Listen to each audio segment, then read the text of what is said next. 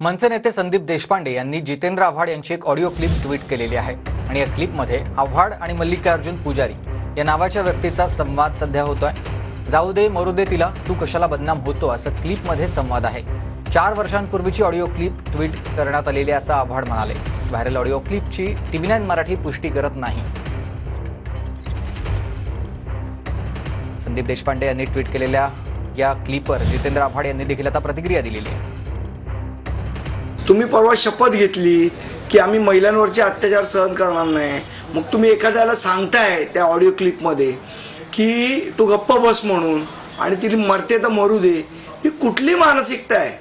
आणि मला असं वाटतं या प्रकरणाची संपूर्ण चौकशी झाली पाहिजे की हा कोण मल्लिकार्जुन पुजारी आहे ज्याच्याशी जितेंद्र आव्हाड बोलतायत त्या ऑडिओ क्लिपमध्ये, आणि तो त्याला का गप्प बसायला सांगतोय, आणि त्याच्यामध्ये मोठ्या मोठ्या लोकांची नावं इन्व्हॉल्ड आहेत। मला असं वाटतं या संपूर्ण प्रकरणाची चौकशी ही गृह विभागाने केली पाहिजे, त्याच्यासाठी SIT लावली पाहिजे।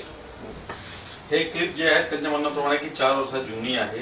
नाही, जुनी असेल तर काय त्याचं गोष्ट संपली का ती?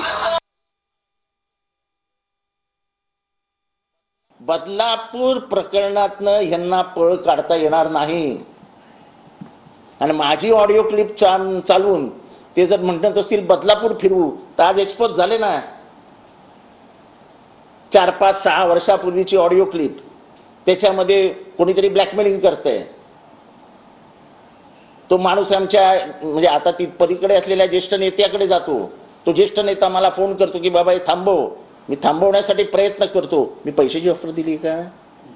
महाविकास आघाडीच्या लोकांच्या असे काही ऑडिओ क्लिप, उदाहरण संजय राऊतची एक महिलेला शिवी देत असताना, आदित्य ठाकरेचे दिशा सालेन प्रकरण, आता या आपल्या आव्हाडांचं ह्या पद्धतीचे क्लिप मीही ऐकले।